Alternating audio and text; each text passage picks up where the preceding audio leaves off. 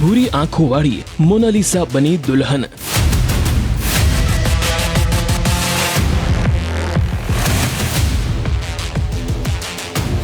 મુસ્લિમ boyfriend સાથે મંદિરમાં કર્યા લગ્ન।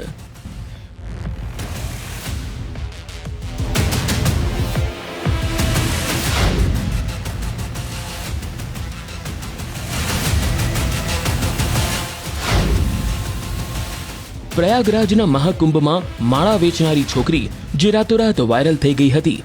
ભૂરી આંખોવાળી મોનાલિસા એટલી ફેમસ થઈ ગઈ કે તે ફિલ્મ સ્ટાર પણ બની ગઈ।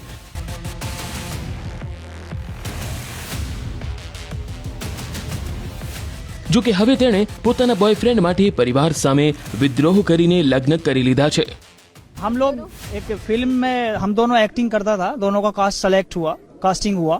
उसी टाइम हम दोनों मतलब बातचीत करना चालू किया। फिर मोनालिसा प्रपोज किया मुझे। मैं मना किया शुरुआत में, लेकिन मोनालिसा बोला नहीं हमें करना है, अच्छा लग रहा है, पसंद है, इसीलिए फिर मैं भी ओके बोला। बाद में हम दोनों को लव हुआ, डीप लव हुआ। उसके बाद डिसाइड किया कि हमें शादी करना है।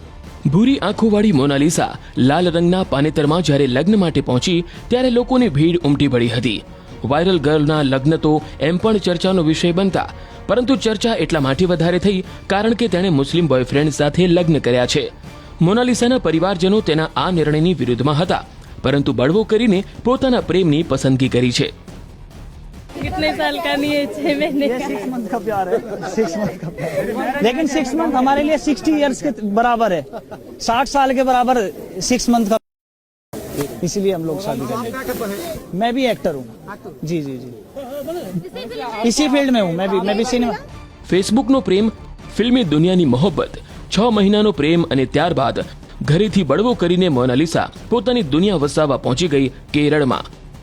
ત્યારબાદ મંદિરમાં પોતાના પ્રેમી ફરમાન સાથે કર્યા લગ્ન। यहाँ पे हम घूमने के लिए आए, हमें ये मंदिर अच्छा लगा और यहाँ पे केरला के लोग बहुत अच्छे हैं, इसलिए हमने चूज किया कि हम यहाँ पे ही शादी करेंगे इसी मंदिर से। हाँ, कोशिश करेंगे केरला में रहने की, क्योंकि केरला बहुत अच्छा है और यहाँ पे रहेंगे। जी हाँ, नहीं पिताजी थोड़ा अगेंस्ट थे शादी के, इसीलिए हम लोग इधर। नहीं वैसे तो मुझे पता नहीं, लेकिन यहाँ पे मुझे लगा कि यहाँ पे अच्छा है करने के लिए शादी। यहाँ के लोग अच्छे हैं, मंदिर अच्छा है, सब कुछ अच्छा है, सपोर्ट बहुत ज्यादा करते हैं। बहुत ज्यादा।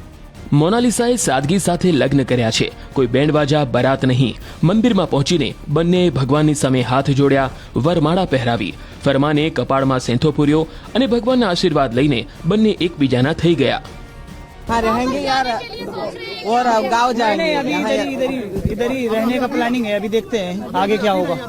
हाँ अभी इधर देखेंगे, सोचेंगे, समझेंगे, अगर अच्छा लगेगा तो क्या। हाँ इधर देखते हैं आगे, अच्छा लगेगा। केरला बहुत अच्छा है और यहाँ पे देखेंगे, सेटल करेंगे, अगर अच्छा लगा तो मोनालिसा को देखेंगे। મોનાલિસાના આ લગ્ન પાછળ લાંબી કહાની છે। અસલમાં મોનાલિસાએ પોતાના પ્રેમી ફરમાન સાથે કેરળના થમ્પાનુર પોલીસ સ્ટેશન પહોંચીને સુરક્ષાની માંગ કરી હતી, કારણ કે અલગ ધર્મ હોવાને કારણે પરિવાર આ સંબંધનો વિરોધ કરી રહ્યો હતો। મોનાલિસાએ પોતાના પરિવારજનો પર દબાણ અને ધમકીનો આરોપ પણ લગાવ્યો છે। તેનું કહેવું છે કે પરિવારજનો તેના લગ્ન અન્ય કોઈ જગ્યાએ કરવા માંગતા હતા, જે તેને મંજૂર નહોતા। મોનાલિસાએ પોતાની સુરક્ષાની માંગણી કરી હતી। नहीं मुझे भी इसमें कुछ अच्छा नहीं, लेकिन मेरी फैमिली दूसरी जगह मेरी शादी करना चाहते थे और मुझे वो अच्छा नहीं लगा। अब आप खुश हैं? अभी अब आप खुश हैं? अभी खुश है, अभी खुश अभी हैं? तो खुश हूँ मैं। सुरेश है, सुरेश है। दूसरी शादी करनी है ना, वो किसके साथ थी? नहीं कोई था हमारे गांव में, तो उससे मेरी शादी करना चाहते थे, लेकिन मैंने मना कर दिया कि आप क्या बोलनी चाहते हो आप? મોનાલિસાની ફરિયાદને પગલે કેરળ પોલીસે તેના પિતા જયસિંહ ભોસલેને બોલાવ્યા। પૂછપરછ દરમિયાન મોનાલિસાની ઉંમર પુખ્ત જાણવા મળી, જે બાદ પોલીસે તેણીને પોતાના પ્રેમી સાથે જવાની મંજૂરી આપી દીધી।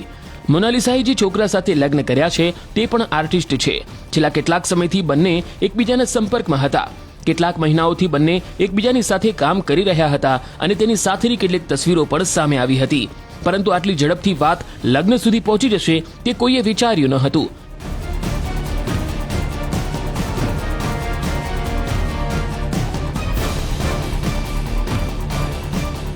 હકીકતમાં મોનાલિસાની કારકિર્દી હાલ શરૂ થઈ હતી અને ફિલ્મ ચાલી જ રહી હતી, ગીતો આવી રહ્યા હતા, કામ ધીમે ધીમે આગળ વધી રહ્યું હતું। પરંતુ તે વચ્ચે અચાનક થયેલા મોનાલિસાના લગ્નએ વાયરલ ગર્લને ફરીથી હેડલાઇન્સમાં લાવી દીધી છે.